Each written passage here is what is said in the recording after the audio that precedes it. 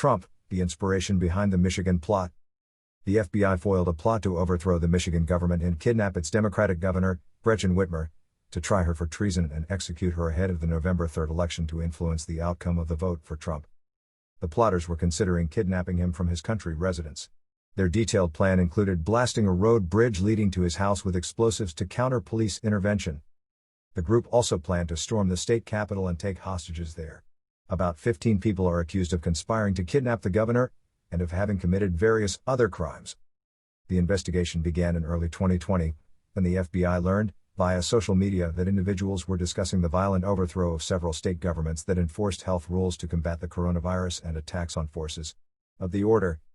In late June, one of the defendants posted a video on Facebook exposing the state's justice system and COVID-19 restrictions in gymnasiums in Michigan.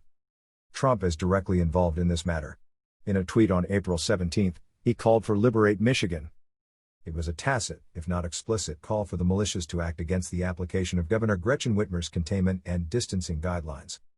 Sure enough, Michigan militiamen, assault rifles in full combat gear, deployed on the steps of the state capitol building in Lansing, the state capitol, in the following days.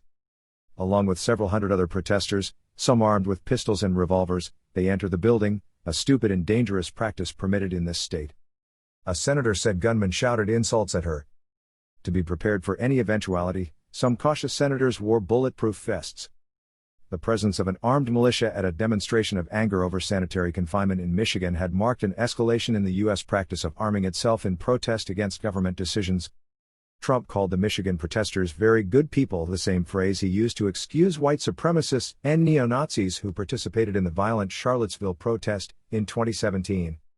Afterwards, armed militiamen took part in demonstrations in several other states to demand the lifting of restrictions linked to the pandemic. Since Trump's election, militias have developed ties with Republicans. Authorities estimate that the 280 or so armed militias would have some 100,000 members in more than 40 U.S. states. Since 1990, there have been more deadly attacks in the United States by far-right armed groups than by Islamist terrorists. In recent years, several of these armed groups have clashed with federal authorities and a series of conflicts in the western United States. Only about half of U.S. states have laws that govern private militias, but do not prohibit their creation. Incredibly, only one state in 50 outright bans them, Wyoming. How did we get here?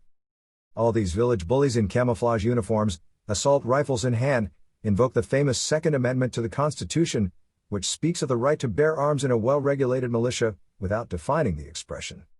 The United States is the only developed country which allows paramilitary organizations to be formed, armed and trained on its territory, whose mission is to protect citizens from the evil intentions of the state, of the deep state, embodied, for them, by the Democratic Party. In the wake of the running mates debate, Trump called Kamala Harris an unfriendly communist monster. I hope security has been tightened around the senator. Many armed Trump supporters are as unbalanced as he is,